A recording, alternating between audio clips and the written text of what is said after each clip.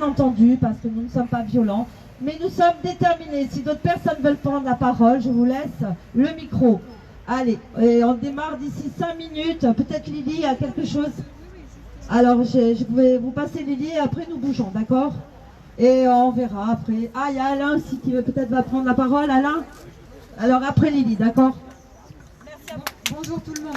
Juste 2 mots pour dire que quoi qu'il advienne, même quand on marche là ou d'autres fois, on ne sait jamais quels pièges peuvent nous être tendus. On ne connaît pas.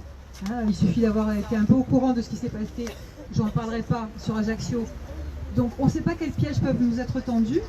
S'il vous plaît, répondez avec le cœur et le sourire. Et envoyez même de l'amour, vous allez trouver ça très con, peu importe, c'est vrai que ça fait toujours bizarre d'entendre ça en disant ah bon je vais tendre l'autre joue, je ne suis pas Jésus-Christ, moi non plus, mais n'empêche que ça désarçonne et puis ça illumine et ça déstabilise comme je disais. Donc surtout, quoi qu'il arrive, si on veut que ce qui se passe là puisse continuer et qu'on arrive à nos fins, et on va y arriver, et on y arrive déjà, et bien surtout, pensez-y toujours. Ne tombez pas dans le panneau. Voilà, c'est tout ce que je voulais dire. Bravo Lily.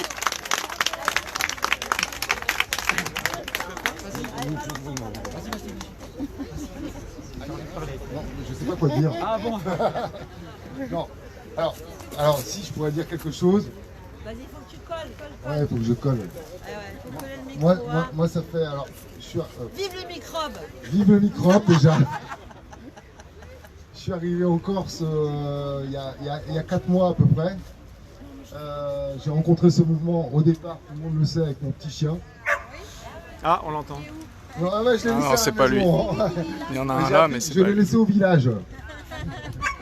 Je suis venu avec mon djembé plusieurs fois. J'ai envie de dire simplement Forza. Forza. Moi, je me fais reprendre debout. Forza. Energia. Non, on sait pas. Voilà, c'est tout ce que je voulais dire. En tout cas, bravo d'être là encore. Parce que j'ai connu le mouvement quand il a commencé, c'était 1500 personnes à peu près. Hein. Là, aujourd'hui, il y a 70, mais il y a 70 résistants. Ah, on est 70 quand même. Et il y en a une là-bas qui est pas mal. Hein, madame? Elle est là depuis le début aussi. Il faut quand même faire un honneur à certaines personnes que j'ai repérées depuis un petit moment. Donc voilà, bravo à tous et surtout il ne faut pas lâcher, c'est un combat qui ne fait que commencer. Ça il faut bien l'entendre. Il y a des gens qui ont usé leur plume en fait pendant quelques mois, mais en fait c'est un combat qui va durer probablement pendant 1 an, 2 ans, 3 ans, voire même un peu plus. Ah ouais, on va jouer sur la longueur maintenant. Hein. Non, pas sur la longueur. Bon, ben, sur ce, bonne soirée à tous. Merci. Merci à toi. Et moi, je voulais juste donner 3 informations. La première, une petite pensée quand même pour 2 personnes très importantes en France, en Corse en particulier. On a Jean-Christophe Angelini, vous le connaissez, c'est le maire de ma ville, Porto Vecchio. Il a réagi au quart de tour quand il y a eu l'agression terrible de nos amis contre le photographe de Corse Matin. Il a été immédiat, je pense que dans l'heure, il a dénoncé cette très violente et intolérable agression. Par contre, un mois et demi avant, nous avions parlé avec une amie qui n'est pas là, elle n'a pas pu venir, avec Jean-Christophe, par téléphone, assez longuement, et il nous avait exprimé sa grande sensibilité vis-à-vis du problème, de la menace pour la santé des enfants, de cette fausse vaccination. Et il avait dit qu'il agirait en fonction de ça. Évidemment, il n'en a rien fait. Alors une petite pensée pour lui. Et puis pour la pharmacienne Bachelot, quand même, elle aussi, elle a réagi assez violemment face à cette agression insupportable. Et il faut se rappeler quand même qu'elle a été financée pendant des années par le laboratoire Gilead du Remdesivir, on le connaît tous. Et elle a acheté des centaines de millions d'euros de vaccins qui se sont avérés inutiles avec notre argent, bien sûr. Alors, la deuxième nouvelle, c'est Moderna. Alors Moderna, sachez que son produit est pratiquement identique que celui de Pfizer. que ces actionnaires sont identiques à ceux de Microsoft, de Bill Gates et de Pfizer, et que ce faux vaccin est suspendu en Finlande, en Norvège et en Suède du fait du danger qu'il représente pour nos jeunes, pour les jeunes. Mais en France, par exemple, le ministère de l'Éducation, au travers de EduSchool, a édité un guide que l'on peut voir sur Internet et dans lequel il est écrit noir sur blanc qu'on n'a observé aucun effet secondaire sur les jeunes. Donc vous voyez, on nous ment systématiquement. Et finalement, et ça je tiens vraiment à pouvoir le dire et le répéter, je vous l'ai déjà dit, malheureusement je ne crois pas, comme notre ami qui vient de s'exprimer, qu'on ait des années. On n'a pas d'années de lutte devant nous. On a quelques semaines pour éviter de basculer dans un autre monde qui n'est pas celui de Lily et de mes amis, tant souhaité. On va basculer dans un monde d'horreur. Il ne faut pas avoir peur de le dire et de le répéter et de parler autour de nous. Il ne faut pas accepter la vaccination, qui n'est pas une vaccination, des enfants de 5 à 11 ans. Non. Si nous acceptons ça, nous ne nous en relèverons plus parce qu'on ne fera pas un nouveau monde, un autre monde, avec des enfants stériles et des enfants extrêmement malades ou morts. C'est pas possible. Il faut s'imaginer les conséquences émotionnelles, psychologiques, organiques, physiques de la mort et de la souffrance de gamins de cet âge-là. Et malheureusement, c'est en cours, ça a démarré. Pourquoi? Parce qu'en France, contrairement aux autres pays, M. Macron, avec son grand projet, a réussi à faire qu'aujourd'hui, nous avons en France 20 000 enfants de moins de 12 ans qui ont été piqués avec ces produits expérimentaux qui ne sont pas autorisés en France. On a vacciné de manière illégale des gamins de cet âge-là. Et qu'est-ce qui va se passer? Eh bien, il va se passer que ces enfants vont tomber malades. Il n'y aura pas de miracle. Si vous avez 90 000 cas d'effets secondaires, dont 20 000 cas graves en France suite aux vaccinations pour des adultes essentiellement, imaginez pour des enfants de 5 ans. Qu'est-ce qui va se passer quand l'enfant va avoir une myocardite, une péricardite, une thrombose, une ischémie? Bien sûr que le médecin, il ne va pas déclarer qu'il a vacciné l'enfant, n'est-ce pas? Puisque c'est illégal. Qu'est-ce qu'il va dire? C'est le virus, monsieur. C'est le virus, madame. Et qu'est-ce qu'il faut faire face au virus? Il faut vacciner. Voilà, je voulais juste vous dire ça. Moi, je suis obligée de passer après lui. Je suis obligée. Excusez-moi, mais bon, même si, ok. Mais juste pour vous dire que là, on essaye de partir sur des belles énergies. Parce qu'il n'y a que les belles énergies qui vont faire avancer les choses. C'est à ce à quoi je crois. Alors, je suis désolée avec Alain, que j'aime beaucoup. Il le sait très bien. Mais on se prend la tête parfois, quand même. Mais voilà, moi, je voudrais qu'on soit sur des belles énergies. Parce que réellement, ce sont, même si vous pensez que c'est pas juste, moi, je le ressens plus profond de moi, que c'est la confiance versus la peur. Donc là, moi, j'ai qu'une envie, c'est d'avoir confiance. D'avoir confiance. On crée par nos pensées, on crée notre présent, on crée notre futur. Il faut y croire à ça. Il faut vraiment y croire. Parce que c'est vrai. On peut parler de physique quantique, on peut parler, voilà, c'est des gros mots, des grands mots. Je ne suis pas une grande connaisseuse, mais c'est vrai, on l'a prouvé maintenant que nos pensées créent notre quotidien. Donc pensons positif, pensons beau, pensons confiant. Même si tout ce que dit Alain peut arriver, tout ce dont il parle, il passe assez d'heures là-dessus, malgré son boulot et tout, donc voilà. Mais pensons positif, pensons beau, et vraiment, c'est ce qui va nous porter, qui va faire que tout va basculer dans le bon sens. Je peux peut-être prendre la parole pour dire comment ça peut ne pas arriver, peut-être. Alors dans la continuité de ce que dit Lily, je vous propose en fin de manifestation une séance de Qigong, comme j'ai fait la dernière fois, pour élever nos vibrations et pour créer une lumière, une paix et pour se pacifier, parce que ça ne sert à rien d'avoir peur. Il faut être bien et on peut être bien avec quelques notes de musique, quelques mouvements, comme la dernière fois. Donc à tout à l'heure, un petit peu plus loin. Juste un mot, le droit de réponse. Donc il n'y a pas d'antagonisme ni de polémique. Je suis absolument d'accord avec Lily comme avec Dominique sur le fait qu'il faut avoir des pensées positives, il faut y croire. Mais les faits sont là. Sophia, 17 ans, est morte. Maxime, 22 ans, est mort. Et vous avez des dizaines de morts jeunes en Europe qui n'auraient pas dû mourir, de jeunes personnes. Donc ces faits-là, il faut les enregistrer et faire en sorte, avec nos énergies, notre coordination, notre bonne volonté, notre détermination, que ça ne continue pas. Parce que ça va être de plus en plus dur d'avoir des bonnes idées, des bonnes pensées et d'y croire lorsqu'on assiste à ça. Donc je pense qu'il faut vraiment être complémentaires et aller dans les deux sens, y croire et lutter. Là, oui. Vous avez vu sur le journal le nombre de morts entre 50 et 60 ans. On ne sait pas pourquoi ils sont morts. C'est rien. Juste un petit mot aussi pour terminer sur une note de positif. Le 19, on fait une réunion justement pour essayer de se synchroniser au niveau de l'organisation, des stratégies, tout ce qui tourne autour de l'autonomie, comment créer un rapport de force. Ce sera à Pontelec et vous pouvez trouver donc mes contacts, je vous les donne volontiers pour l'heure et le lieu exact. Voilà. Et le mardi aussi, premier mardi du mois et donc le troisième mardi à Pontelec et le premier à Bastia. Voilà. Merci à tous, bonne manif, bravo.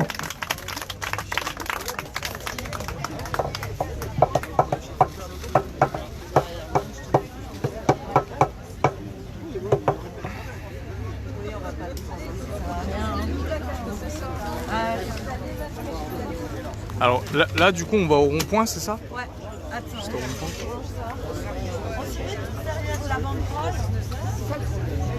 Bon, du coup, on va se déplacer. Là, on va aller au rond-point pas loin. On va marcher peut-être sur 300 mètres. Parce que là, il faut avouer, regardez, là, je vais filmer. Ils disent qu'on est 70. Moi, j'aurais dit une quarantaine, mais je sais pas. À vous de... Je sais pas si vous arrivez à compter. Ouais, ça, c'est à ranger dans la voiture, c'est ça? Viens dans ma voiture. Jackie, ça va? Je t'ai pas vu. Ça roule. Je peux avoir un tract, s'il te plaît, pour le montrer à la caméra, ce qu'on va distribuer. Ça, c'est ce qu'on va distribuer aux gens. Enfin, je te le rends. Donc voilà, on va se mettre en bord de route et on va distribuer ce tract. Ouais. Bah, je te le rends. Je te le rends.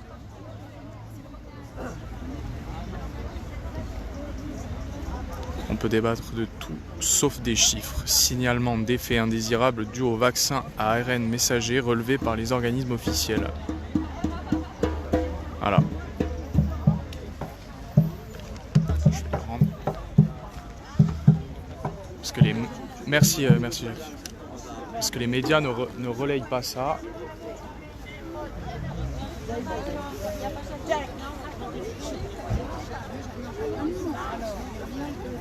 Ça y est, vous vouliez voir aussi. Moi, à 9h, il faut que j'aille chercher ma voiture.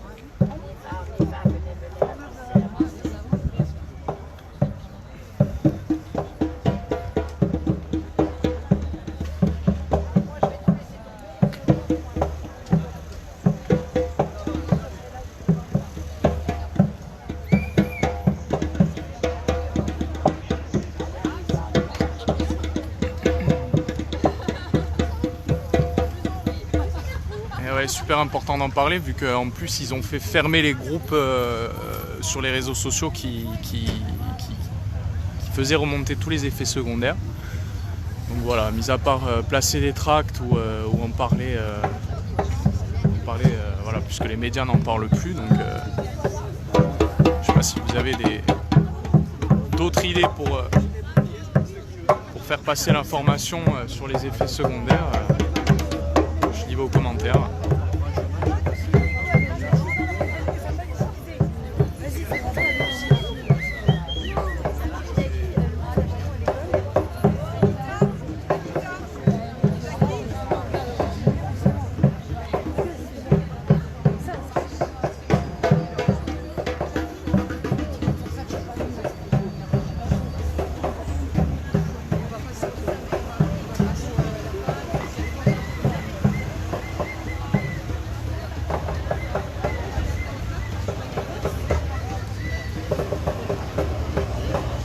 C'est un peu sombre, j'espère qu'à l'image ça va pas être trop dégueu.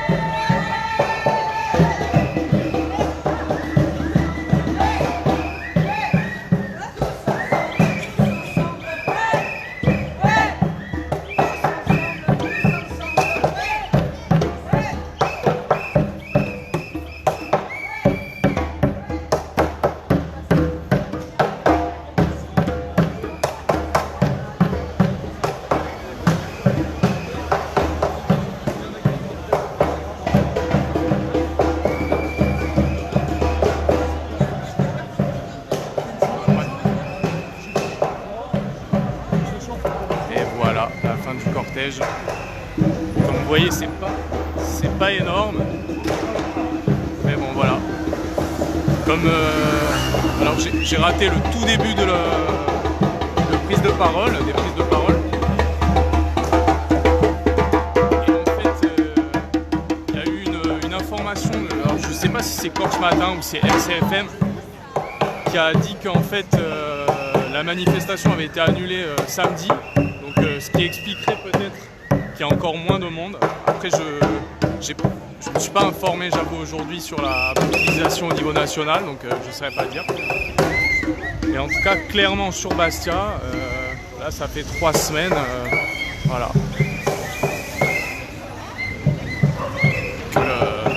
On voit clairement la mobilisation reculer, quoi.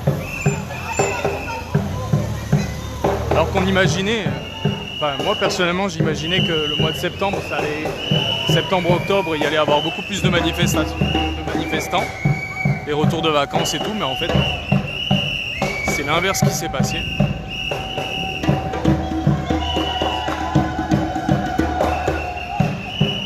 Je marche à contresens sur la route, je vais mettre là.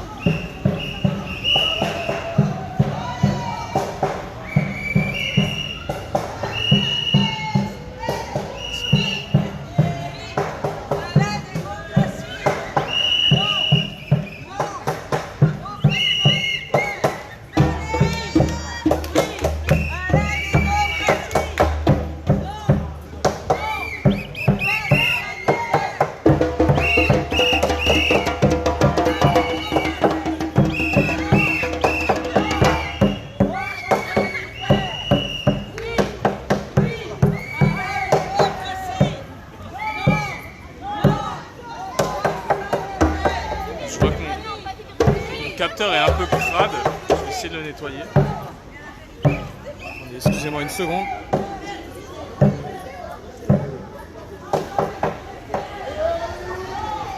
Ouais, je sais pas si c'est mieux.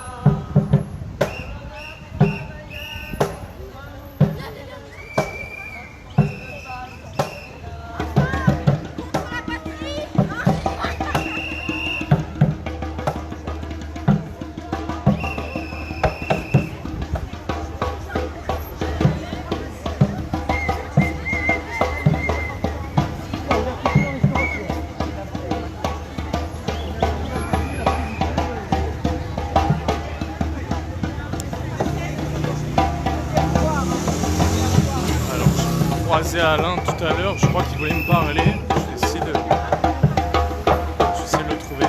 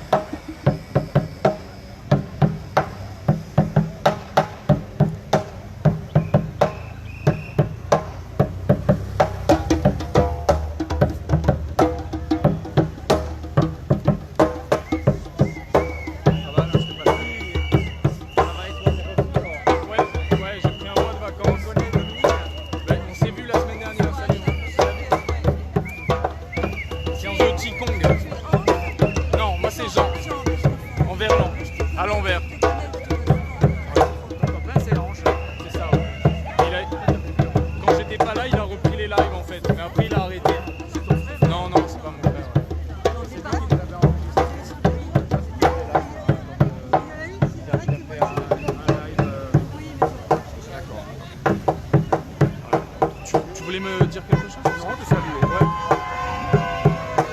Vous avez... ouais. Ce qui s'est passé, tu parlais ce qui s'était passé à Ajaccio avec le journaliste. Et tu as écourté... qu'est-ce qu'il en est parce que tu parlais d'un homme politique qui avait réagi à... Giannini, le maire de Porto Vecchio. Et de manière positive envers le mouvement des antipasses ou non, pour les enterrer. Ouais. Alors que les images montrent bien que... On est d'accord. Ouais, oui. Il met un coup de casque, il est malhonnête. c'est une arme blanche hein, un casque. Ah, Tu oui, peux oui. tuer quelqu'un avec. Oui, oui, oui. Le mec met un gros coup de casque. C'est la honte.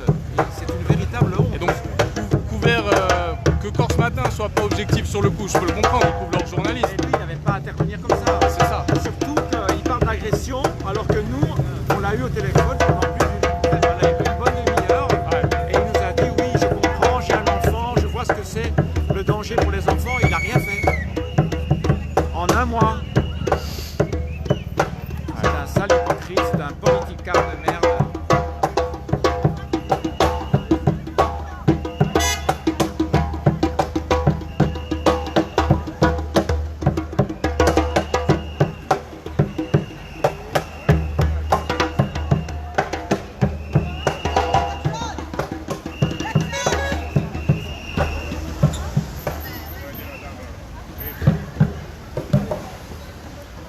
Là, il demande aux gens s'ils veulent bien se mettre sur le rond-point. Je vais prendre un peu de...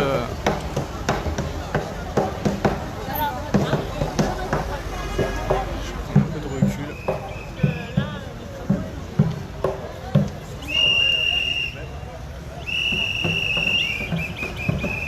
Oui, parce que là, je parlais avec Alain Scholler qui a pris la parole tout à l'heure, parce qu'il y a une altercation il y a quelques jours avec un journaliste.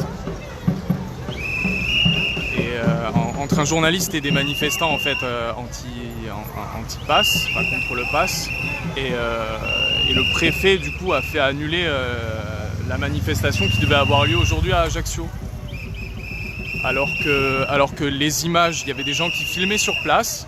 Et on voit en fait le journaliste incriminé directement, je connais pas son nom mais il travaille pour Corse Matin il me semble, mettre un gros coup de casque en premier, c'est lui qui fait partir la bagarre quoi.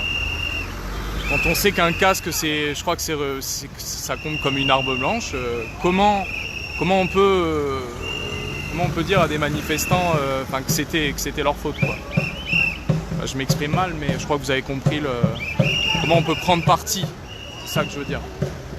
Alors qu'on voit très bien que le coup a été donné en premier. Après, peut-être qu'il n'a pas vu la vidéo, j'en sais rien.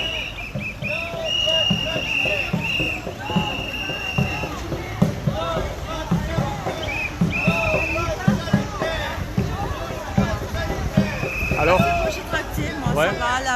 La réaction des gens est assez positive dans l'ensemble. Hein. Il y a combien de gens qui ont eu... parce que j'ai vu qu'il y avait plusieurs personnes qui avaient levé les mains, mais c'était pas assez. Bah, c'est-à-dire qu'en fait... Je peux te filmer pour te poser 2-3 questions? Ouais, alors attends. Donc, salut Anita. Salut. Donc, c'est toi qui as lancé l'initiative de faire tracter... ouais, c'est en corde. Un petit groupe à l'organisation. D'accord. En fait, comme on est de moins en moins nombreux pour différentes raisons que tu as certainement expliquées. Hein, ouais.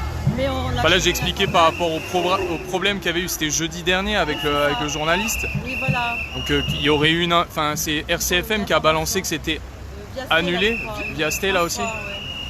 Donc en fait, bon après, il faut quand même être réaliste. Hein. On est de moins en moins nombreux parce que les gens sont démobilisés, mais nous c'est pas grave, on reste voilà. Comme je dis, nous on lâche rien. On a cette date du 13 octobre qui est quand même une date très... voilà, c'est une date butoir, hein, on va dire. C'est le 13 octobre qui risque de voir l'obligation vaccinale pour tous. Comme en Nouvelle-Calédonie, ils voudraient l'étendre. Bah, voilà. Je veux dire, est-ce que ça serait pas complètement délirant dans le sens, je crois qu'il n'y a que le Turkménistan et un autre pays en ce temps qui a fait passer... Moi, plus rien ne m'étonne hein, de ce gouvernement, plus rien ne m'étonne. On est dans l'absurdistan le plus total. Les mesures sont complètement hallucinantes. Ils sont capables de tout. Moi, je pense qu'ils sont capables de tout, y compris une obligation vaccinale même pour les nouveau-nés, les bébés de 6 mois. Ouais. Donc nous, on se bat, on essaye d'ouvrir pour essayer au moins d'ouvrir les yeux aux gens, parce que les gens ne se rendent pas compte de ce qui se passe. Hein, vraiment. Donc, toi, tu étais gilet jaune dès le début, c'est ça, en 2018 Oui, moi je suis en Corse, souvent mes amis, moi je suis corse, hein, et souvent je dis je suis gilet jaune canal historique du 17 novembre 2018 en fait, j'étais sur le rond-point et je savais qu'à l'époque déjà, moi je descendais pas je descendais pas pour l'essence, pour les carburants, en fait je descendais parce que j'avais vraiment le pressentiment. Et je me suis de ce qui allait se passer, voilà, qu'il allait se passer quelque chose au niveau mondial et qu'il y allait avoir un réveil des consciences des peuples. Et je pense qu'il y a vraiment, c'est ça qui a été, que derrière cette crise sanitaire, il y a vraiment ce musellement du peuple qui se révolte partout dans le monde. C'est mondial ce qui se passe. Oui. Voilà, c'est mondial. Et, ça commence à craquer dans pas mal de pays. Je sais que la Pologne là a rendu inconstitutionnel. Enfin, dans pas mal de pays, en fait, les lignes bougent. Si je te posais la question par rapport aux gilets jaunes, c'est là actuellement, on voit une, comme on disait, on est de moins en moins nombreux au rassemblement tous les samedis. Est-ce que tu n'as pas l'impression de revivre un peu ce qui s'est passé avec les gilets jaunes progressivement En fait, je pense que mais l'essoufflement vient encore plus vite, quoi. Parce que là, ils voient très bien qu'il n'y aura pas 50 week-ends, quoi. Ça sert. Enfin, quelque part comme si les gilets jaunes avaient servi d'exemple en disant, vous voyez, ça peut même durer sur le long terme, de toute façon, ça servira à rien. Il n'y a pas ça, ce côté blasé. Je sais pas, je pense que la nature humaine est faite ainsi, c'est qu'il y a beaucoup de gens qui se découragent. Rapidement. Après, ça ne veut pas dire qu'on n'est pas. Quelquefois, il faut mieux être moins nombreux et plus efficace, peut-être, sur des actions peut-être différentes. Parce qu'il n'y a pas que les rassemblements, il y a aussi beaucoup d'actions qui peuvent être organisées, interpeller les élus, aller justement dans les permanences. Parce que je veux dire, c'est quand même dans cette démocratie, dans cette politique où les élus sont élus, comment dirais-je, c'est une politique, une démocratie représentative. Et nous, ce qu'on veut, c'est être dans une démocratie directe où le peuple a bon chapitre tout simplement et peut intervenir à tous les niveaux, législatifs, abrogatoires, etc. Tout ce qui est référendum d'initiative citoyenne. Et donc là, je pense que notre puissance citoyenne, il faut la travailler vraiment, aller à la rencontre de nos élus, on les paye quand même des fortunes pour faire ce qu'ils ne font pas en fait. Parce que quand on voit la loi sur les drones avec 30 personnes, 30 députés qui ont voté cette loi totalement révoltante, moi je suis désolée, ils sont payés des fortunes pour quoi faire, même pas faire leur travail. Voilà, donc ça c'est un petit peu mon mot de la fin concernant la démocratie. Qui c'est qui disait ça partait dans un combat long C'était Christophe. Après, c'est un combat de changement de paradigme. Parce que mai 68, ça s'était pas passé comme ça. Je crois que ça avait commencé en 63. Ça avait été une longue lutte. Là, je prends l'exemple de mai 68 parce que ça me vient comme ça. Mais de la vie, je dirais politique. Juste on arrivait en France la question que je voulais te poser, c'est est-ce que tu serais prête à te mobiliser si en fait ça prenait encore je sais pas, 63-68, donc c'est 5 ans, donc là ça fait déjà 2018, encore 2 ans. 2018, quoi. Bah oui, moi de toute manière quand je suis partie sur les ponts et les ronds-points en novembre 2018, je savais que ça allait pas durer 6 mois. Je le savais déjà à l'époque, hein. Je pressentais que ça allait être une longue guerre. C'est comme une guerre qu'on vit, de toute manière. Donc c'est une guerre psychologique, avant tout, sanitaire, sociale, même pas sanitaire, parce que pour moi elle n'est pas sanitaire cette guerre. Et est-ce que tu te sens seul? Est-ce qu'ils ont gagné cette guerre au fait que des fois tu te sens un peu seul en tant que personne qui refuse le masque, qui n'accepte pas cette vaccination, ce pass sanitaire? Est-ce que tu n'as pas l'impression Non, parce que moi si tu veux, j'ai changé de paradigme déjà depuis un moment. Je suis dans le changement sociétal, donc moi ça me pose aucun problème de boycotter les endroits qui demandent le pass. D'ailleurs je suis allée dans des endroits, je me suis installée régulièrement depuis 2 mois et j'ai jamais eu de problème, on m'a jamais rien demandé en fait. Moi je vis librement en fait, je suis un électron libre en fait. Donc ça n'a pas marché, cette guerre psychologique n'a pas impacté ton espoir On se bat pour nos enfants et nos petits-enfants. Moi je suis une petite fille de 2 ans,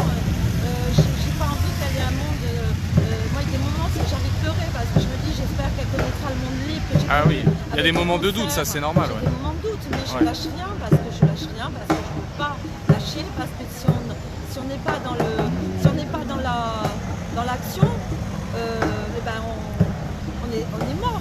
Je veux dire, déjà on n'est pas sûr de gagner si on agit, mais alors si on n'agit pas, c'est c'est mort, ouais, c'est mort d'avance. Ouais. Organisons-nous, hein, ce qu'on ne peut pas faire, parce qu'on a les passes sanitaires et tout petit on s'organise avec nos amis, voilà, on a une vie, et moi j'ai une très belle vie, hein, je veux dire, je suis ravie de ma vie. Hein. Tu parlais du 13 tout à l'heure. Oui. Ça risque de piquer ou tu le vois comment? Ça risque de piquer, c'est un jeu de mots. Non mais... Ouais, non mais c'est venu comme ça, mais... Ouais. C'est... Ouais, ça risque de piquer, ouais, je pense que ça risque de piquer. Tu as un mauvais pressentiment par rapport à ça? Parce que moi, c'est vrai que je... Ouais. Alors, je suis tiraillée entre certains lanceurs d'alerte qui disent que fin octobre, début novembre, c'est fini, et d'autres qui disent que ça va se renforcer. Certains imaginent qu'on va être traqué. Bon, moi, je ne peux pas croire. C'est ce que Alain dit, que de toute façon, ils ne vont faire que surenchérir. Bon, après, moi, de manière logistique, il me faut un peu rigoler. Hein. Bon, je ne parlerai pas de mon travail, mais entre ce qu'ils disent et ce qu'ils font sur le terrain, il y a beaucoup de bluffs pour moi. Beaucoup. Hein. J'ai l'impression d'assister à une partie de poker où on peut en dire, comment dirais-je, on avance des choses, mais on ne sait pas si c'est fait ou pas, tu vois. Donc c'est un peu le côté partie de poker qui me voilà. Ça bluffe, c'est un peu du bluff. Ouais, ça bluffe, mais en même temps ils avancent grâce au bluff. Avec le bluff, tu peux gagner aussi. Tu peux gagner un coup si les gens anticipent que si les gens tombent dans ton bluff en fait. Je pense que là, si on annonce le 13, il va y avoir encore un certain nombre qui vont se précipiter pour la vaccination. Là, il reste combien de personnes sur le territoire pas vaccinées? Je crois que officiellement, parce qu'après. Il y a à peu près, je crois, 20 millions de personnes. 20 millions. Donc là, on compte les enfants. Ah oui. Donc en fait, personne adulte en âge de se faire vacciner, il n'y a plus grand monde. Ça dépend. Après, je sais pas s'il y a des gens qui voyaient avec un système. Là, ils avancent à tâtons, mais on sait très bien que la 3e dose, comme en Israël, ils vont la rendre obligatoire.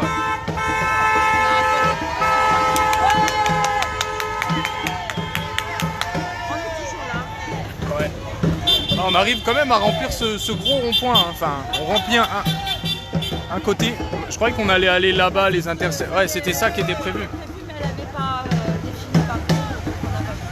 Bon, bah, en tout cas, c'est moi qui te remercie pour tes réponses. Et je sais pas si tu sais pas quelqu'un qui voudrait s'exprimer.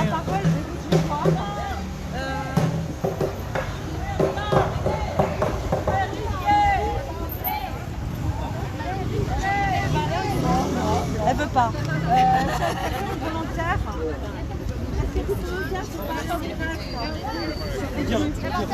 Pour dire des choses. Tout ce qui vous passe par la tête. Si tu parles un petit peu de ce que tu... Ouais, je veux bien. Ça peut être pas mal. Hein.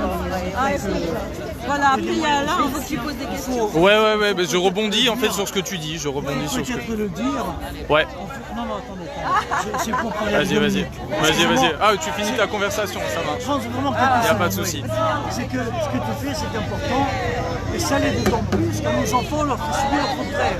C'est-à-dire qu'on les prive de sport, on les masque. Pour toi, c'est le contraire. Donc, tu vois, je veux dire, est-ce que tu peux faire un parallèle entre le bien et ce que tu fais au pass sanitaire. Merci Isa. Après, on masque les enfants et on les prive de sport. Alors, je veux dire ça, après de voir si tu peux. Attends, du coup, je vais juste... J'attendais pour parler avec madame. Ouais. Alors, salut. Alors, ton nom, c'est... Dominique. Ok. Donc, tu voulais me parler, j'ai pas entendu ce qu'elle t'a dit, Anita, par rapport à... Pour le Qigong, voilà. D'accord. Parce que je propose une séance de Qigong en fin de manifestation. Ok. Pour pacifier tout le monde, parce que c'est vrai qu'on est tous remontés, indignés, on est dans la peur de ce qui arrive, dans la guerre psychologique qu'on parlait, ouais, qui a tendance à nous faire baisser l'espoir. Voilà, et on est dans des mauvaises vibrations en fait. Donc pour battre ça, je propose toujours en fin de manifestation une séance de Qigong. C'est une pratique énergétique chinoise qui harmonise les énergies, qui élève nos vibrations en fait. Et du coup, on dégage une belle énergie. Et je trouve que c'est un moyen d'abord de permettre aux gens de faire une pratique corporelle, puisque maintenant on est interdit de sport, de plein de choses. Donc on fait ça pendant une demi-heure à la C'est vrai que ça manque. Et ensuite, on est dans une meilleure vibration et on peut imaginer un monde nouveau, on voit avec moins d'inquiétude tout ça. Parce que finalement, tout le monde est ou dans la peur du vaccin, ou dans la peur du Covid, ou dans la peur de l'avenir. Donc les peurs, on n'est pas efficace quand on est dans la peur. Donc, pour construire un monde nouveau et pour apaiser. Et il suffit de peu de gens finalement pour être dans un état de conscience élevé, pour agir tout à fait naturellement sur les choses. Alors là, j'ai pas de questions spontanément qui me viennent, mais c'est pas que le sujet m'intéresse pas, le sujet m'intéresse vraiment. Moi, je pratique aussi de temps en temps, parce que j'ai pas la discipline, mais des exercices de respiration. Le sport aussi, hyper important, je vais courir dans la montagne. Ouais, au final, c'est un exercice de respiration, parce qu'on hyperventile, c'est ça quand on fait du sport. Et je sais que c'est vital, donc c'est pour ça que ça fasse partie d'un groupe et qu'on le fasse ensemble, c'est... Voilà, en fait, ça paraît anodin comme ça, mais...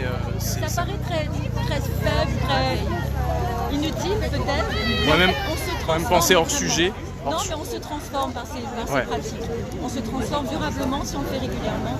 Donc voilà, c'est juste pour une façon d'essayer de résister et de traverser tout ça avec le moins de tension intérieure possible. C'est ça, pouvoir faire circuler avant de les accumuler. Voilà. Ça, c'est important. Évacuer les tensions, retrouver son énergie.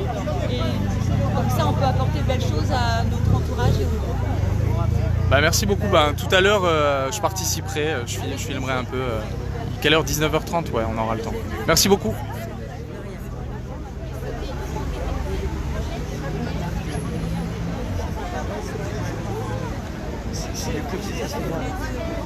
Ouais. Ah oui, je crois qu'elle voulait me parler.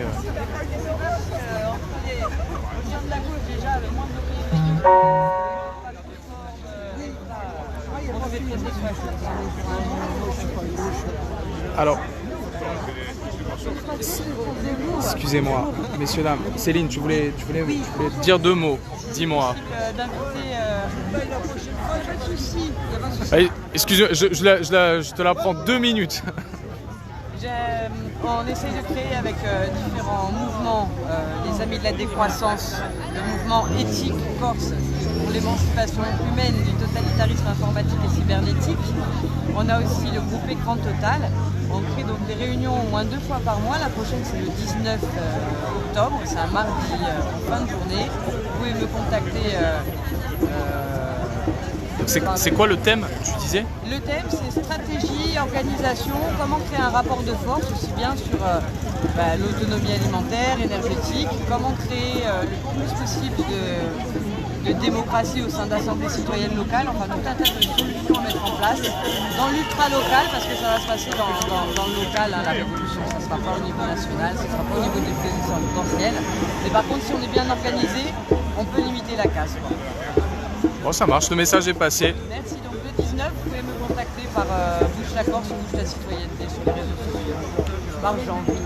D'accord, sur Facebook, c'est ça, sur Bouge ta Corse sur Facebook. Sinon, parmi le journal La Décroissance, vous avez mes contacts à l'intérieur. Journal La Décroissance. Le journal le plus Le flashage, c'est la liberté. Et donc en une, j'arrive à tourner la page. Il y a les contacts des Amis de la décroissance. Ici, vous pouvez retrouver tous les contacts ville par ville, région par région. Attends, où ça là, Les Amis de la décroissance. Tout ce paragraphe là, ce long paragraphe Oui, ouais. Donc à Corse, ça fait beaucoup d'infos, mais bon, si jamais après vous pourrez mettre une pause. Là, vous avez tous les contacts. Voilà. Pour qu'on puisse se réunir et sortir du tout numérique aussi, parce que c'est bien l'info numérique, mais c'est bien aussi la vraie rencontre, les vrais contacts. Ouais, bien sûr, bien sûr. Ok. Merci Céline. À bientôt.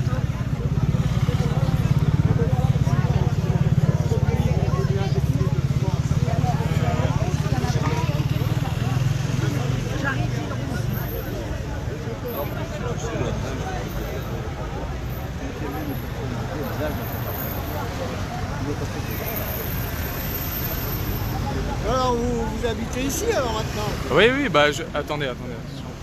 Ouais, je suis au village moi.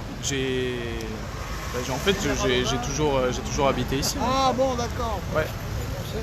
Non, mais en fait, c'est sur le continent, c'est d'autres citoyens reporters qui font ça, c'est pour ça. Ils sont aussi sur le continent. Mais moi, j'ai bougé juste cet été, mais voilà, là, je suis de retour. Donc, dès qu'il se passe quelque chose, je suis ici, je suis là. C'est bien. Voilà. En tout cas, je vois que vous êtes toujours là, toujours mobilisés. Oui, on est là. Toujours à fond. On a retrouvé. C'était plus de monde la semaine dernière ou pas? C'était quasiment kiff, ouais. On était pareil. De suite, on n'a pas pu venir. Et il y a 2 samedis, on était combien? On était beaucoup plus nombreux? Ah ouais, il y a 3 samedis, on était beaucoup plus nombreux. Hein. Mais c'était déjà, ça commençait à baisser un peu par rapport à l'été. Ah ouais, ça c'est la question que j'allais vous poser. Et je peux vous filmer? Ça vous dérange pas? Qu'est-ce qui ferait que ça baisse à votre avis? Enfin, qu'est-ce qui pourrait expliquer cette baisse d'affluence dans les manifestations? C'est-à-dire que beaucoup de gens pensent que les manifs, on a démontré que cet été, qu'il y avait énormément de monde, il y avait même à chaque fois plus d'1 million de personnes, et que les gens pensent que les manifs ne servent plus à rien. Ouais. Qu'il faut passer à autre chose. Depuis les Gilets jaunes, c'est ce que je disais, ils ont réussi à faire rentrer ça dans la tête des gens, c'est-à-dire, vous aurez beau vous mobiliser, de toute façon, ça ne changera rien. Parce qu'on avait réussi à grappiller, je crois que les Gilets jaunes, ils avaient réussi à grappiller 2-3 trucs, mais fondamentalement, on se retrouve à la même situation 2 ans plus tard, quoi. Vous pensez que les gens sont blasés, ils ne pensent pas que là, ce qu'on fait actuellement, c'est... Qu'est-ce qu'il y a, madame? Je pense qu'ils veulent d'autres actions, c'est-à-dire bloquer le pays, c'est-à-dire une grève générale, comme font les Italiens actuellement. Ils bloquent les autoroutes. Les routiers, je crois que c'est avec les routiers, mais il me semble que les routiers ne peuvent plus, parce que sinon ils se font retirer leur licence de... Enfin, ils font une pression maintenant sur les routiers, donc c'est devenu... Non, mais si vous voulez, en fait, il y a deux façons de voir les choses. Il y a les gens qui luttent, comme nous, pour la liberté, et il y a des gens qui luttent pour la survie, type gilet jaune. En fait, il faudrait le... C'est ça, parce qu'ils n'arrivent plus à finir la fin du mois, et là c'est pas vraiment le même... C'est pas les mêmes raisons, ni les mêmes gens qui sont rassemblés ici. Là, il y a tous les milieux sociaux. Mais quand même, à l'avenir, on va, nous, qui sommes pas des gilets jaunes, dans les conditions économiques des gilets jaunes, mais on va le devenir. Donc finalement, il va falloir... le mouvement, tôt ou tard, il va se rassembler. Parce que... C'est un choix de civilisation, en fait, là, qu'on a à faire. Plus de retraite, tout privatisé.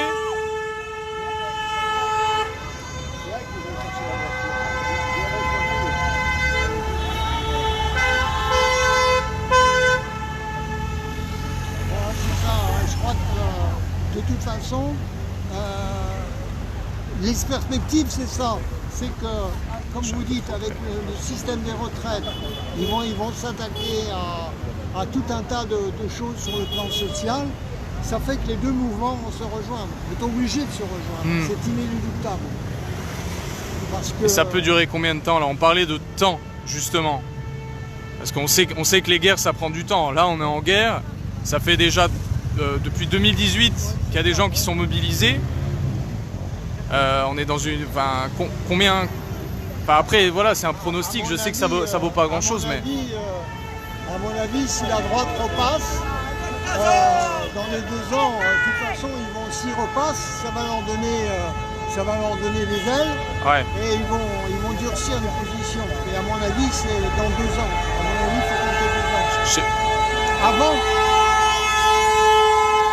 Avant que les mouvements se coordonnent et qu'ils prennent conscience qu'il faut agir d'une façon unitaire. Je sais pas si vous avez regardé un peu les débats à la télévision, les débats politiques, qui occultent complètement tout ce qui s'est passé ces derniers mois sur le recul de toutes nos libertés. Pour l'instant, ils mettent l'axe principalement sur le problème civilisationnel avec l'islam. Et c'est pour ça que je parle de problème civilisationnel. Ouais. C'est très intéressant ce que vous dites, parce qu'en fin de compte, dans ce cas-là, de mettre tout sur l'islam, c'est en fin de compte le système qu'on appelle du bouc émissaire. C'est ça.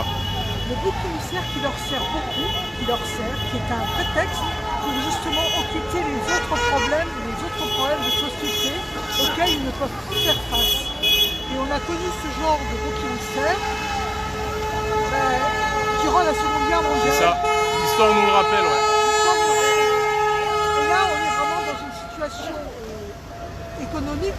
Ce système de vaccination soulève vraiment d'autres problèmes de société dans lesquels nous sommes. Et surtout, on est effectivement dans un changement de société.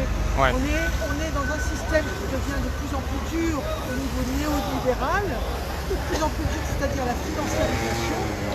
Jusqu'à quel point et les gens sont inquiets parce que les gens sont conscients vers quoi on va, vers quoi va-t-on. Il y a beaucoup d'inquiétude chez les gens. Chez tout le monde, à peu près, c'est latent.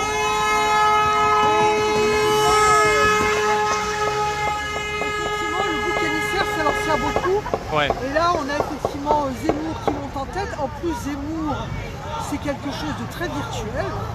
C'est ça qui apparaît en même temps. C'est cet univers virtuel qui le dirige, qui a commencé avec Macron qui avait fait très peu de campagne sur le terrain finalement.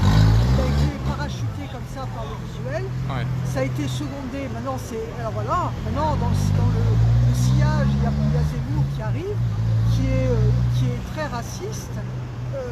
Voilà, et ce système de virtuel qui est contrebalancé, qui essaie d'être contrebalancé par les réseaux sociaux, malgré tout, par ces gens qui en prennent conscience, qui essayent d'en prendre conscience, même ceux qui se conforment plus ou moins, ils ont des inquiétudes, il n'y a pas à dire. Et ces gens-là ont besoin d'être tirés par la main, d'être pris, d'être réveillés. Alors, comment... Là, il va y avoir les présidentielles. Ouais. Alors, tout ça, peut-être certaines inquiétudes vont être reprises, il ne faut pas se leurrer, pour faire un fonds de commerce à certains partis, pour l'électorat. Après, est-ce que ça va durer? Comment ça va se passer? Ça, tout est à voir. En tout cas, on est dans un tournant de civilisation au niveau de la société, parce qu'il y a une très forte financiarisation. La société réelle et la société économique réelle et la société de la financiarisation se détachent de plus en plus. Et on le voit dans les entreprises aussi. Voilà. Parce que là, ce qui nous est proposé, c'est vraiment un état sécuritaire. Après, le poids des mots, je dirais une tyrannie sanitaire. Ouais. Il risque d'arriver plutôt que la prise de conscience des gens qui sont pris dans une nasse et qu'ils ne pourront plus bouger. Et je crois que en fait le problème c'est que moi je pense que tout de suite, dès la réélection des néolibéraux, ouais, il faut tout de suite que les gens fassent une coordination pour arrêter ce mouvement, parce que ça va être la catastrophe. Parce que là, aux prochaines élections, de toute façon, les néolibéraux vont repasser en France. C'est ça votre... Oui, ils vont passer en force, c'est sûr. Ouais. Et là, ça va commencer, donc ils vont toucher les cadres supérieurs, etc., qui pour l'instant sont de l'autre côté, sont avec eux. Mais donc ils vont s'attaquer à eux. C'est ça, il y a encore une grande partie de la population en fait, qui n'est pas assez perdante, voilà, pour faire partie du combat. Voilà, c'est ça. Oui, ouais, c'est exact. Qui n'a pas encore assez perdu malheureusement. C'est exact. Et je voulais rajouter quelque chose concernant la conscience des gens. Comment dire? Je voulais dire quelque chose concernant la conscience des gens. C'est que effectivement, les réseaux sociaux, c'est vraiment un truc qui est très bien. Alors je voulais surtout rejoindre ce que vous disiez sur la sécurité, ouais, J'essaie de rebondir, mais ouais. Sur la police, sur la force. Ben ça a déjà été mis en place. Il y a un courant, dans le courant néo-direct, dans les années 90. Il y a eu un état gendarme qui s'est renforcé dans toute l'Europe. Pourquoi? Parce qu'il y a eu, à l'époque, il y avait Thatcher qui était encore au pouvoir, 80-90, et Ronald Reagan aux États-Unis, qui ont mis en place cette financiarisation. Et c'est venu de pair avec un renforcement de la police, ce qui n'avait pas lieu avant. Et là, on retrouve, on est dans plein dedans encore.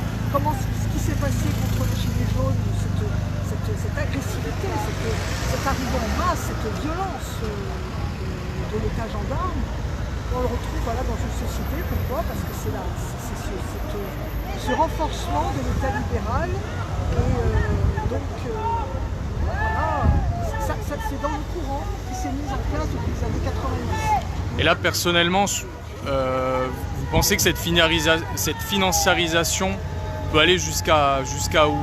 Parce que la volonté de tout privatiser pour détruire le service public, ça on le sait, c'est l'objectif évident et avoué. Mais ça peut aller jusqu'à où en fait, cette logique de tout financiariser, enfin de rendre tout... Le chaos total, dépopulation, comment on dit? Dépopulation? Dépopulation. Ouais. Bah, on le voit à travers le vaccin, ils veulent tuer des gens, il y a trop de monde sur Terre. Et donc finalement, c'est qu'en fait, ça serait devenu non plus un droit de vivre, mais ça serait, faudrait être riche pour avoir le droit de vivre, c'est ça que vous voulez dire? Dans la dépopulation, en fait, le gueux n'a plus le droit de vivre?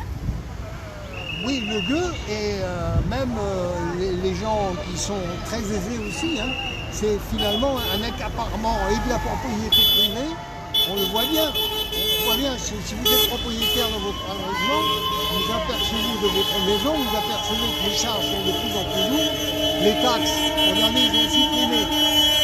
Ah, il y a des sens interdits de partout, ouais. Ouais, c'est ça. On construit une maison. Les gens qui ont acheté leur propre maison, ils n'arrivent même plus à payer, on l'a vu avec les subprimes, ils n'arrivent même plus à payer le crédit. Et même s'ils n'ont plus de crédit, les gens n'arrivent plus à vivre. Alors les cadres supérieurs ne sont pas encore touchés, mais ils vont l'être. Parce que je sais que ma question est vague, parce que là j'ai pas de suite dans les idées sur ce soir, mais... C'est riche comme... C'est ouvert comme question, ouais. Oui, ouais. C'est ça. Et moi je rajoute un truc. On le voit dans les entreprises. Ce qui se passe, et les gens en ont conscience. Je reviens au fait que les gens, même s'ils ne prennent pas position, ils ont conscience dans le travail. Avec ce système de financiarisation, ils n'ont pas la maîtrise de leur travail. Voilà. Avant, ils avaient la maîtrise de leur travail. Ils savaient ce qu'ils faisaient comme travail. Quel qu'il soit, il y avait un sens au travail. Avec ce système de financiarisation, ils ont mis en place des gestionnaires, des technocrates, qui parfois sont parachutés, ne connaissent rien à l'entreprise. Et ils s'en plaignent, les gens s'en plaignent, ils savent. Et alors donc ça c'est le problème, c'est que déjà l'homme a besoin de travailler pour se réaliser, pour donner un sens à sa vie, construire sa vie. Et déjà, partant de là, il y a un problème.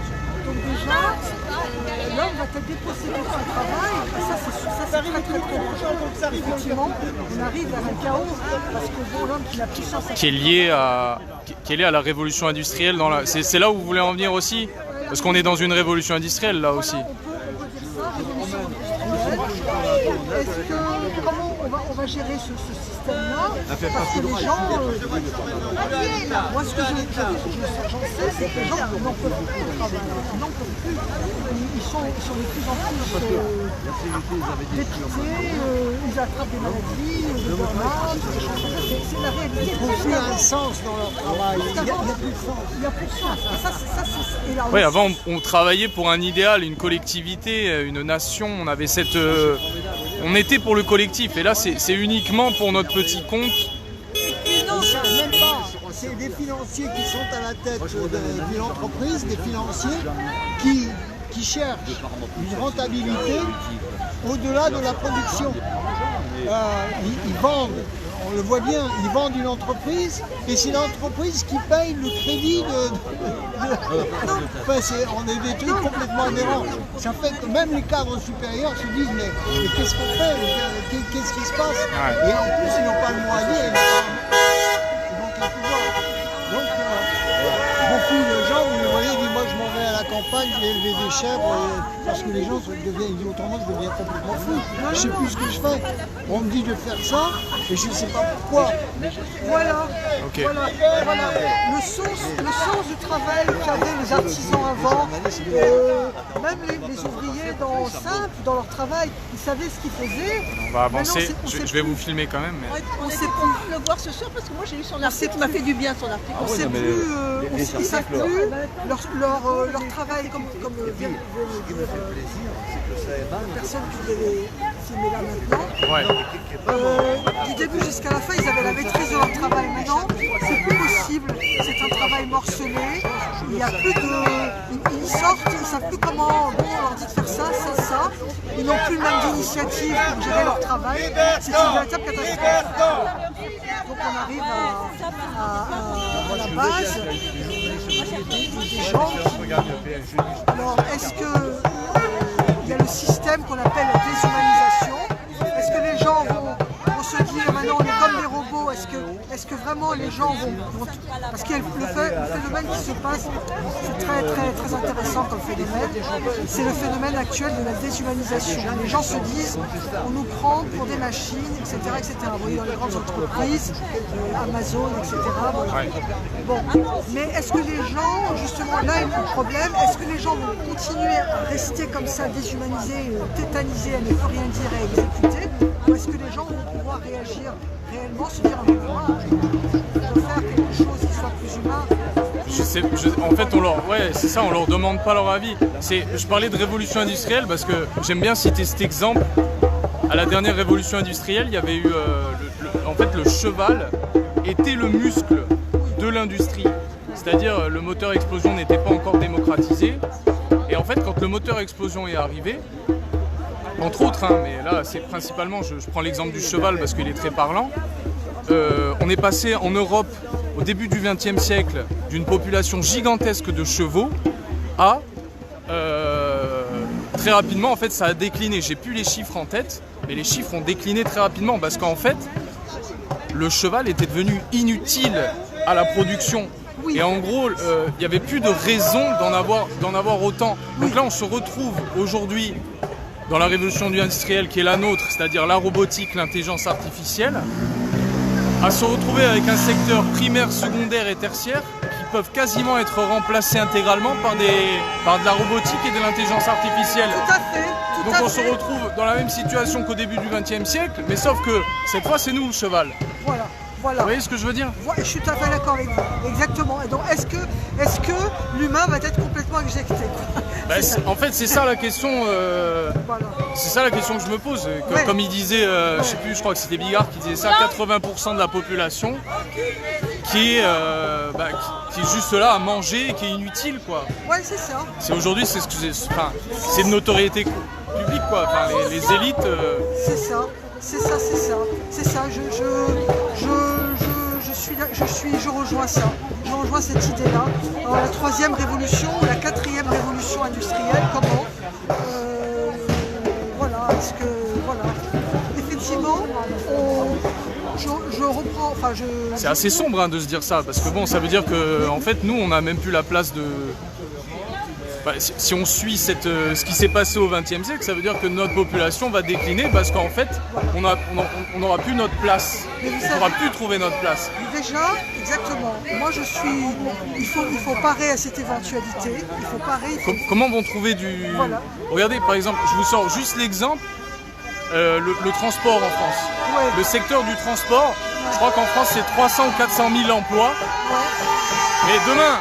C'est comme dans les supermarchés, là ils commencent à remplacer progressivement par des caisses robots. Ouais. Mais là ils sont capables aujourd'hui de faire des camions, de faire des bus, de faire tout un tas de véhicules totalement automatisés. Et s'ils le font pas encore, c'est simplement que voilà, ça créerait peut-être un scandale. Mais technologiquement, en fait ils sont déjà capables de le lancer. Donc je sais pas si vous imaginez 300 000 personnes d'un coup en France qui se retrouvent sans emploi. Ouais. Et c'est un secteur d'activité parmi beaucoup d'autres. Ouais, effectivement. Non mais effectivement, c'est ça. Et donc de parlons pas des gens qui sont à peine qualifiés, etc. Donc, tous ces gens-là. C'est ça, alors là, c'est carrément. Tous ces gens-là, voilà, ça va créer. Voilà, on est dans un monde où il va y avoir une société complètement désorganisée. Moi, je sais pas, c'est terrible. Moi, je suis d'accord avec vous. C'est terrible. Ce que je voulais dire aussi, c'est que la société industrielle actuelle, avec la pollution, ce qui s'est passé à Bastia avec les intempéries, ça c'est d'un autre côté, à notre pont, on est en train de détruire la planète aussi. Ouais. Donc déjà, ça c'est une véritable conscience des choses. Et peut-être que par le biais de l'écologie, mais ça encore, c'est très difficile à mettre en place parce qu'il y a des gens qui tiennent les rênes de la production qui ne voudront pas s'y plier facilement. Mais là, il y a une urgence climatique. Donc effectivement, on arrive à un terme de la société qui est c'est pas évident, hein, un tournant difficile. Qu'est-ce que ça va être la suite? La suite, ça va aller très rapidement, comme les changements climatiques et comme la révolution numérique, ça va aller très rapide. Vers quoi? Il suffirait qu'il y ait quelque chose pour que les choses basculent du bon côté ou du mauvais côté. Vraiment, voilà. C'est ce que disait mon père tout à l'heure. Voilà. Bah, merci beaucoup. C'est vrai qu'on aurait pu continuer. C'était très intéressant, on pourrait développer. C'était très intéressant. C'est jamais évident de pouvoir vraiment aller au fond des choses sur une petite conversation, mais c'est vrai que il y a des enjeux. Ouais. C'est vrai qu'on se pose des questions. Hein. Les gens se posent des questions. Hein. On ne peut pas dire. De plus en plus, les gens sont critiques, hein, vous savez. Moi, je suis assez positive quand même. Les gens ne sont plus là, bouche bée devant la télévision. Ils sont quand même critiques quand même. Mais il faut que les gens bougent davantage. C'est ça. Ah ben, voilà. Merci pour votre participation. Merci beaucoup. Bonne soirée. Alors hop, je me mets caméra avant.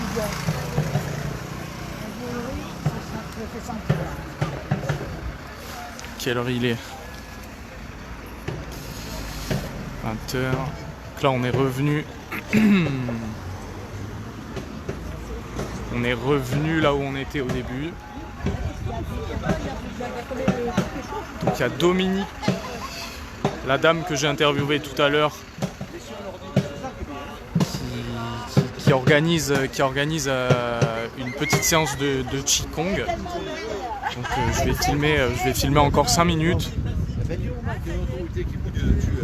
Je vais filmer encore 5 minutes et puis après je vais conclure. Merci madame.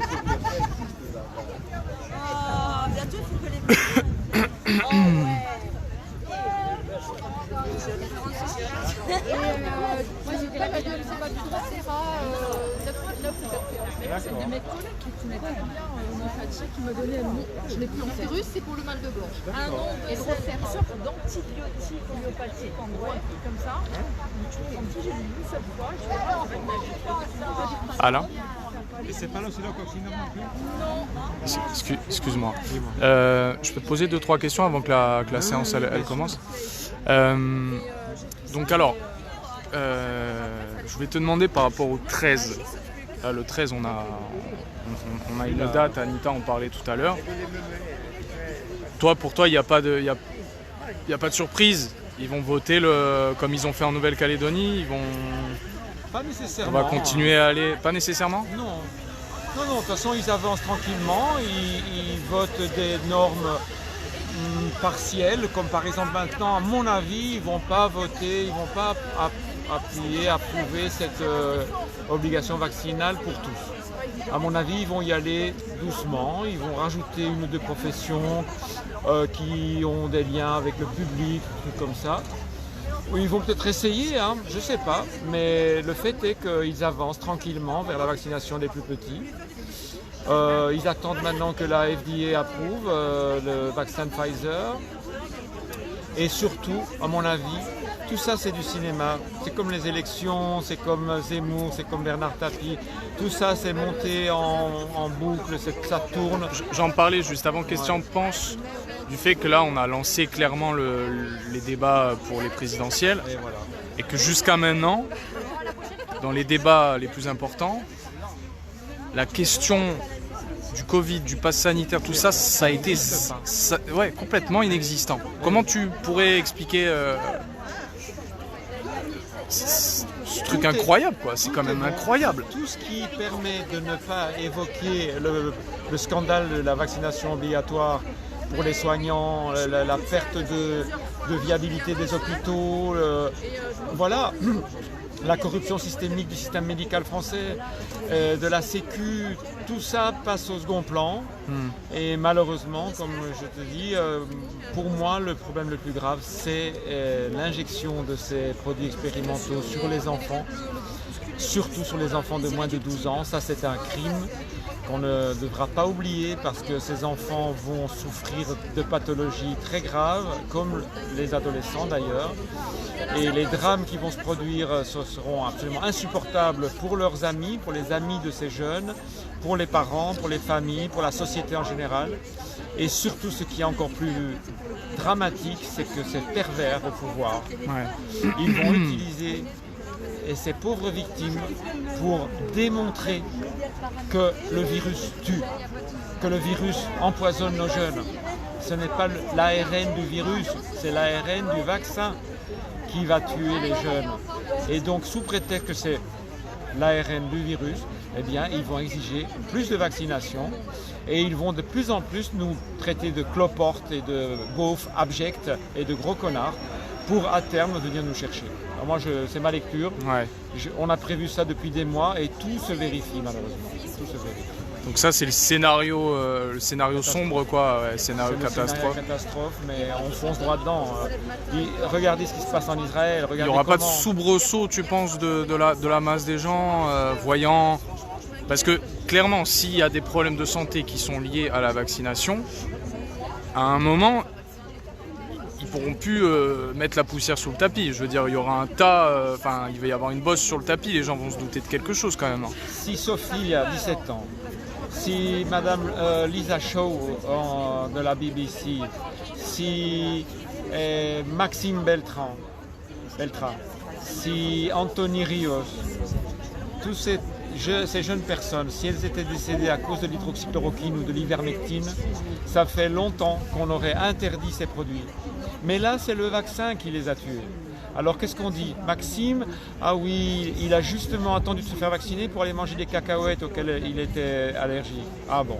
Sophie, oui, elle avait 17 ans, elle a eu une crise cardiaque, bon. Mais bon, on n'a pas encore de preuves vraiment définitives que ce soit le vaccin. Ces drames, ils vont être convertis comme ça en informations peu sûres, ils vont dénigrer les gens qui accusent le vaccin. Et ça va tourner, voilà, ça va rien donner du tout. Et au contraire. Et qu'est-ce que tu penses des pays limitrophes à la France qui sont en train de se dégager de tout ça? Moi, personnellement, j'ai des contacts, j'ai mes enfants qui sont en Angleterre, j'ai des contacts un peu en Italie, tout ça. Moi, ce que je vois malheureusement, c'est qu'ils avancent, là aussi. Et alors, ils sont très pervers parce qu'ils arrivent à avancer à des rythmes différents et sur des thèmes différents. Ce qui fait que les secteurs sociaux, professionnels qui sont touchés sont différents et sont touchés à des moments différents. Ce qui fait qu'il n'y a pas de coordination de la résistance. Hein, on voit en Italie par exemple, eh bien, les routiers ont bougé parce qu'ils ont senti que la dictature se mettait en place. Et donc ici en France, il n'y a pas eu cette synchronicité de la réaction et ça c'est très dommage. Bon, je te remercie, je vais te laisser faire ton petit con. Ça va faire du bien, merci.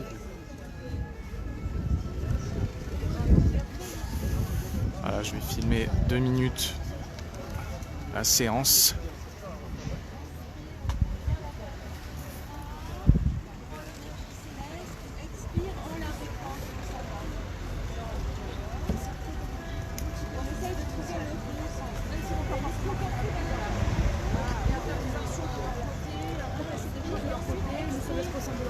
Vous pouvez faire ces gestes chez vous, ça vous fera du bien aussi, je pense.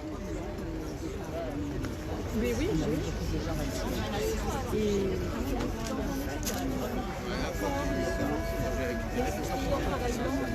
Ne parle pas pendant que j'essaie.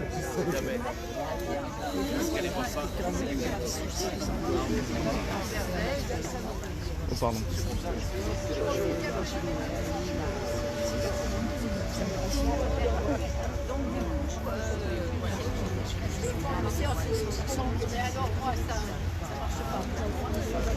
Voilà, comme disait tout à l'heure Dominique, la dame à gauche, hein, étant donné que on ne peut plus pratiquer d'activités sportives sans passe sanitaire, bah voilà. On pratique ensemble, sans passe dans la rue.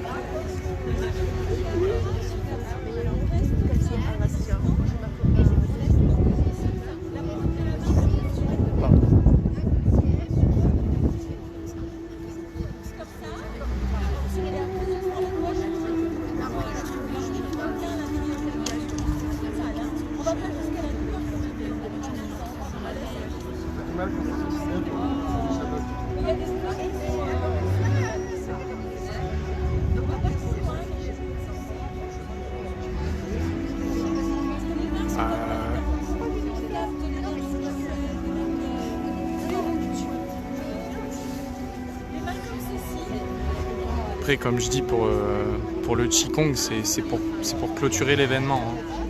Donc ceux qui trouvent que effectivement ça n'a rien à voir, bah, je comprends.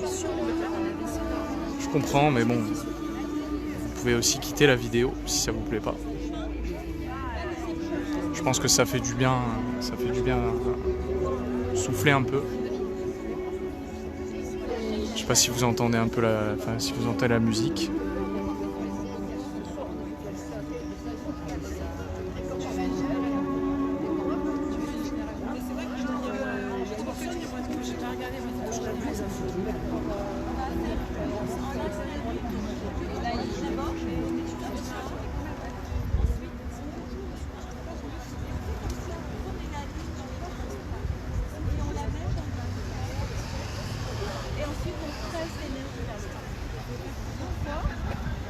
Comme ça, les paumes des mains vers le ciel, on relâche bien le corps. Inspire, on monte les mains jusqu'à la poitrine, on bat les épaules, on pivote les mains, on s'assied sur un tabouret imaginaire et on prend la lune et on la remet dans le cœur.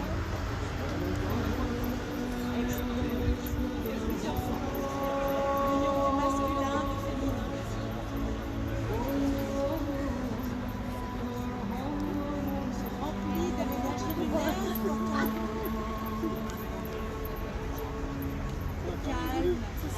Eh ouais, on en a tous besoin, ouais, Paulette.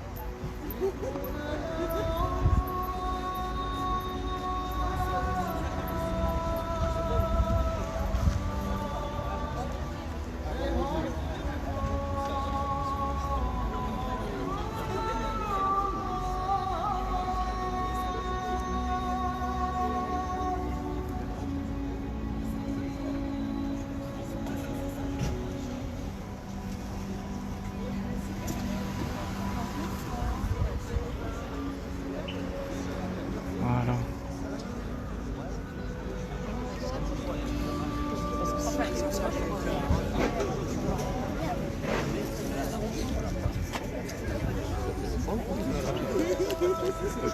Il y a un résultat. On peut dire ce qu'on veut, mais ça n'existe pas. Voilà, donc comme la semaine dernière, je vais clôturer le live au même endroit quasiment. Je me répète un peu. Bon, voilà, comme vous avez vu, on était, alors je crois que ce soir on m'a dit 70. Donc voilà, je sais pas si vous voyez cette vidéo et que vous êtes dans le secteur la semaine prochaine, vous savez qu'on est là. Si vous voulez nous rencontrer. Vous verrez, attends. Je suis en train de clôturer, ouais. Qu'est-ce qu'il y a, lui? Non, juste pour te dire. Ouais, non, mais je filme derrière. Ah, tu voulais me dire quelque chose? Oui, je veux dire quelque chose. Bah attends, une minute. Donc voilà, je vous embrasse tous et je vous dis à la semaine prochaine. Je sais pas s'il va y avoir des choses organisées entre temps, mais en tout cas, dans tous les cas, samedi prochain, je serai là. Voilà, bonne soirée.